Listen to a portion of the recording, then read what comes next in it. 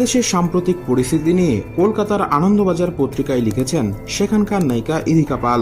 বাংলাদেশের মানুষ, বাংলাদেশের মানুষের ভালোবাসা, ঘৃণা সবই উঠে এসেছে তার এই লেখায়। ইদিকা পাল লিখেন, সোমবার গণরোষ, এক রাতের মধ্যে বদলে গেল আমার চেনা বাংলাদেশ। এক রাতের মধ্যে বদলে গেল আমার চেনা বাংলাদেশ। এই বাংলাদেশে গিয়ে শাকিব খানের সঙ্গে প্রিয়তমা ছবির শুটিং করেছি। ঈদের দিনে ছবিটা যখন মুক্তি পেল, প্রিমিয়ারে গিয়েছিলাম। দর্শকদের উন্মাদনা দেখে আনন্দে চোখে জল এসেছে। বাংলাদেশের হৃদয়ে এত উষ্ণ, এত ভালোবাসা জমে আছে পড়শি দেশের হৃদয়ে, কিন্তু সেই হৃদয়ে এত ঘৃণা জমেছিল টের পাইনি তো। বাংলাদেশের আপ্যায়নের কথা আমার থেকে শুনুন। ইলিশ মাছের রকমারি পদ, ঢাকাই জামদানির কথা সকলের জানা। ওখানে একটি বাড়িতে নিমন্ত্রণ মানে কম করে 14 রকমের রান্না। ওজন বাড়িয়ে ফিরেছিলাম ওপার বাংলা থেকে। তখনও ঘুণাক্ষরে টের পাইনি আমার চেনা সেই দেশে এত রক্ত ঝরবে লাখো লোকের চোখের জল। এক এক সময় এও মনে হচ্ছে আমি না হয়ে অন্য দেশের। বাংলাদেশের মানুষেরাই কি টের পেয়েছিলেন এভাবে ছাত্র আন্দোলনের ধারা বদলে যাবে?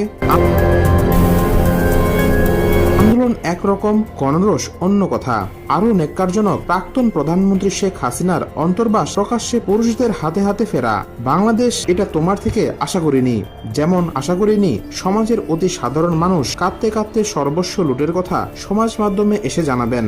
আমার প্রিয় পড়শি দেশ, তোমার জন্য, দেশের প্রতিটি মানুষের জন্য মন থেকে প্রার্থনা করছি আবার সব শান্ত হোক, হাসিতে ঝলমলিয়ে উঠুক সোনার বাংলা, প্রবাহিত হোক ভালোবাসার ধারা, যার স্পর্শে হিংসা ঘৃণার মতো সব কালো ধুয়ে যাবে। জানি আমার প্রার্থনা সফল হবেই।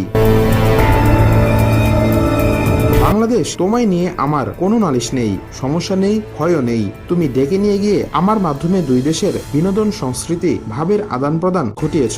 তাই আবারও তোমার ডাকের অপেক্ষায়। ইন্টারনেটের সমস্যার কারণে শাকিব খান সহ আমার অন্যান্য সহ অভিনেতার নিয়মিত খোঁজ নিতে পারছি না, কিন্তু জানি বাংলাদেশ চেনা ছন্দে ফিরলেই আমি আবার সে দেশের ছবির নায়িকা হব, সেখানে কাজ করব, কারণ আমার উপরে তো বাংলাদেশের কোনো রাগ নেই।